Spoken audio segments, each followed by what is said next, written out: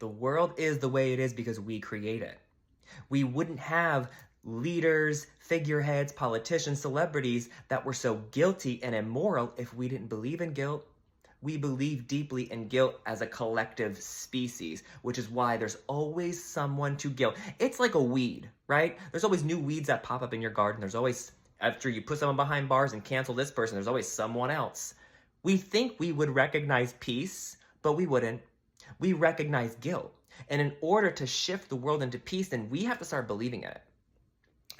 And this is how the world maintains guilt, shame, and fear, the powers that be, by giving you headlines that are always negative. And then the ego will have justification saying, oh, well then, how would I keep involved? How would I keep updated with the world? How would I know what's going on? That shows ignorance because they're not telling you all of what's going on anyway. So you're already not knowing. The fact that you think changing your relationship with the headlines would make you less informed? No, it would make you more informed because the information they're giving you is already parceled out from the truth. They're already influencing you to incite a feeling in you of guilt, shame, and fear. They want to keep that alive. That's why the headlines are always of that energy. And the idea that you think there's always something negative, there's also love. Love is stronger. There's love happening all the live long day.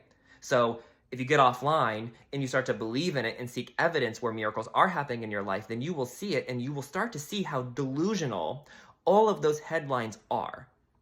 It's not that those things actually aren't happening, but those things are happening because we believe in guilt, shame, and fear. We think, oh, if I know it, then I'm more informed, then I'm better prepared. For what? Better prepared how? You're not better prepared. You just want to have a relationship with guilt, shame, and fear, and you don't know how to let that go, and that is what we need to be honest about. That we are afraid to give up fear, that we're afraid to believe in love because we don't feel safe in forgiveness. We feel safe in knowing all the deep, dark things. We feel safer in our fear because we feel somehow fear is some control measure for us, some kind of defense, and it's not. It's creation. Everything you believe and feel with conviction is creation.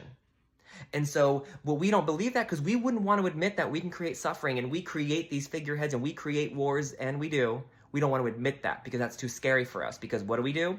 Blame somebody else for all of our negative things. We always have to blame someone.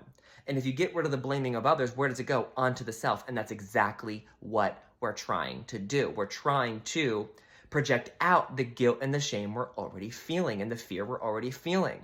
So we don't know what to do when we just disengage with it, but you have to learn how to shift yourself out of those things. Otherwise, you will continue to create it. We are not victims of the world. We, the people, are the creators of it.